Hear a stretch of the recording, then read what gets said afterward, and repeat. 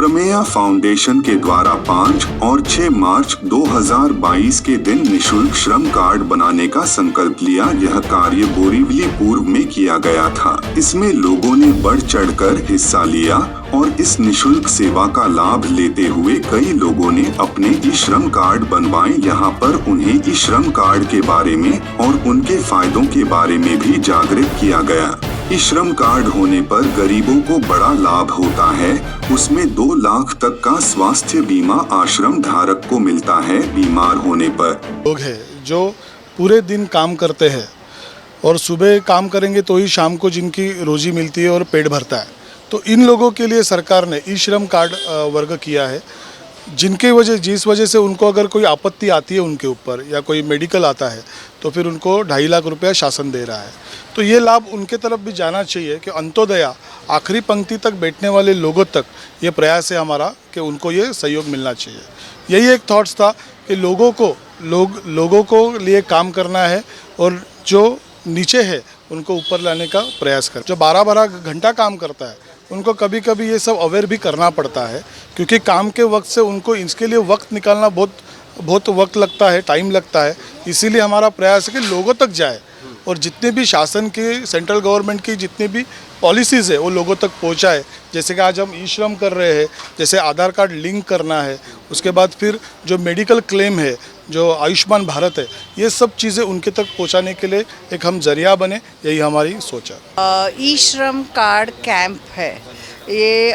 ई श्रम कार्ड जो एक बीजेपी गवर्नमेंट का एक स्कीम है, इसमें एक्सीडेंट होने के बाद अगर आप एडमिट हो जाते हो हॉस्पिटल में तो 2 लाख रुपए का आपको बीमा मिलता है, यानी आपको 2 लाख रुपए तक का फ्री ट्रीटमेंट मिलता है।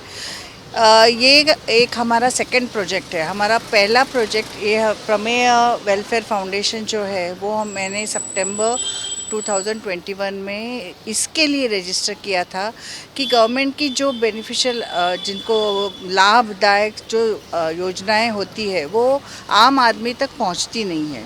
इसके लिए मैंने ये फाउंडेशन रजिस्टर किया है। एक ही काम है हमारा कि ये जो लाभदायक जो योजनाएं हैं वो एक आदमी तक पहुंचाने के लिए। अभी हमारा पहला प्रोजेक्ट था Covid claim, ex gratia claim for families जो जिनके फैमिली में कोई डेथ हो गई है कोविड से, उनके मेंबर्स को, उन फैमिली को 50,000 रुपये का एक्सग्रेशिया पेमेंट मिलना चाहिए, ऐसा सुप्रीम कोर्ट ने जजमेंट दिया। लेकिन अपने महाराष्ट्र गवर्नमेंट ने उसका ज़रा भी पब्लिसिटी नहीं किया। बहुत कम लोगों को उसके बारे में पता था। इसके लिए हमने फिर फॉर्म्स जो थे वो जगह जगह जाके, स्लम्स में, चॉल्स में जाके सबको बांटे। फिर उन्होंने जो फिल करके दिए हमको फॉर्म, वो जाके कलेक्टर को दिए, फिर भी उनको पैसे नहीं मिल रहे थे। फिर हमने जनहित याचिका की और जनहित याचिका करते ही सबको अभी धीरे धीरे पैसे मिलने को शुरू हो गए हैं। तो आज तक हमने एक्चुअली लिस्ट 115 लोगों की लिस्ट के बारे में हमने जनहित याचिका की थी, लेकिन आज तक ये पब्लिसिटी के बारे बाद में ऑलमोस्ट 500-600 लोगों को एक्सग्रेशिया पेमेंट मिल गया है फैमिलीज़ को। तो ये हमको बहुत खुशी देती है कि इतने सारे लोगों को जिनको पता भी नहीं था, ऐसे लोगों को ऑलरेडी 50,000 रुपीज़ डायरेक्टली उनके अकाउंट में आ गए। लेकिन अभी भी ऑलमोस्ट 1 लाख लोग हैं जिनको नहीं मिला है।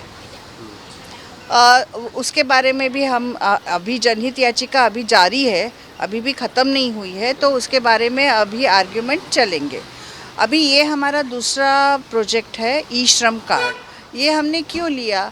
क्योंकि ये जो अनऑर्गेनाइज सेक्टर, असंगठित कामगार यानी स्वीपर्स, ड्राइवर्स, मेड सर्वेंट्स जो इतना मेहनत करते हैं, लेकिन उनको जब हॉस्पिटल में जाना पड़ता है तो बहुत तकलीफ़ होती है। तो ये 2 लाख रुपए का उनको बीमा मिलेगा। यूपी, बिहार और कर्नाटका में ऑलरेडी ऑलमोस्ट 500 रुपये, सब कोई तो कह रहे थे आज सुबह कि 1000 रुपये भी मिल रहे पर पर्सन जिनके पास ई श्रम कार्ड है। लेकिन महाराष्ट्र में अभी कुछ पेमेंट नहीं है।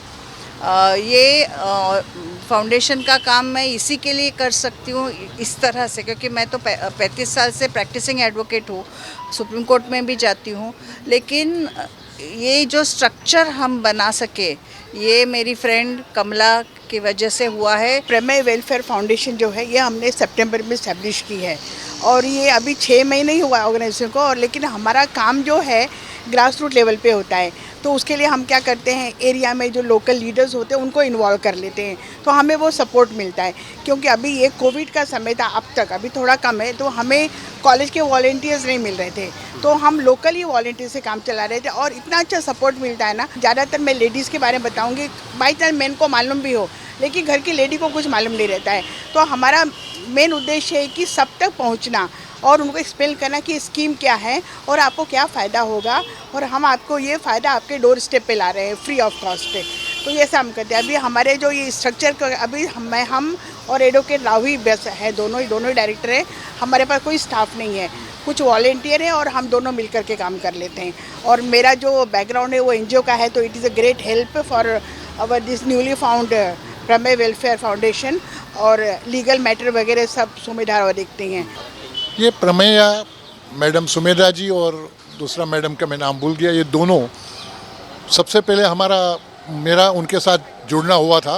कोरोना काल में जो तकलीफ़ें आई थी, लोगों को जो देहांत हो चुके थे, उनको परिवार को जो 50,000 रुपया पहुंचाना था, वो सबसे पहले सुमेधा मैडम ने उसकी सब डिटेल निकाली, हार्डवेयर फॉर्म निकाले। यहाँ उन्होंने बोरीवली में काफ़ी 70-75 फॉर्म्स लाए। मैं गोरेगांव के हमारे झोपड़पट्टी में से 20 फॉर्म जमा किया। हम लोग कलेक्टर के पास बांद्रा भी गए थे, वो लोग भी बहुत ही लिथार्जी थी, उनको कुछ जानकारी भी नहीं थी, विच सुमेधा जी ने बहुत अच्छी तरह से उनको समझाया। हमने हार्ड कॉपी दी और अभी लोगों को काफ़ी पैसा मिलने लगा है।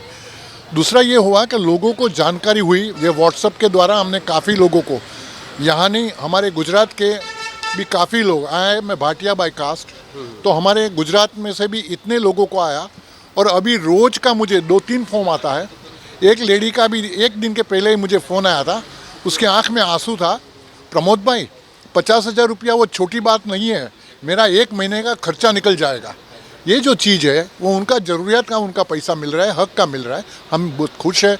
मैं दोनों मैडम की मेहनत के लिए मैं उनका खूब खूब आभारी हूँ, और ये भी जो काम उन्होंने उठाया है उसमें मेरा पूरा सहयोग रहेगा। आई विश कि हर एक लोग जो नॉन ऑर्गेनाइज सेक्टर में है उनको भी ये मिले बेनिफिट कार्ड का, ई कार्ड का। दूसरा मेरा ये कहना है कि ई कार्ड जिनके पास है उनको उनकी महत्वता भी समझाना बहुत ज़रूरी है। अभी मैं जो रिक्शा से आया, वो रिक्शा ड्राइवर भी ई कार्ड उसके पास था, बट उसका क्या मतलब है, उसका परिवार को जो जानकारी देना चाहिए। अगर मेंबर खुद बीमार हो जावे, अगर परिवार को मालूम नहीं होगा, तो हमारे घर के सामने ही फायर ब्रिगेड होने के बावजूद भी हम उसका उपयोग नहीं कर पाएंगे। सो हमें ये भी एक करना ज़रूरी है।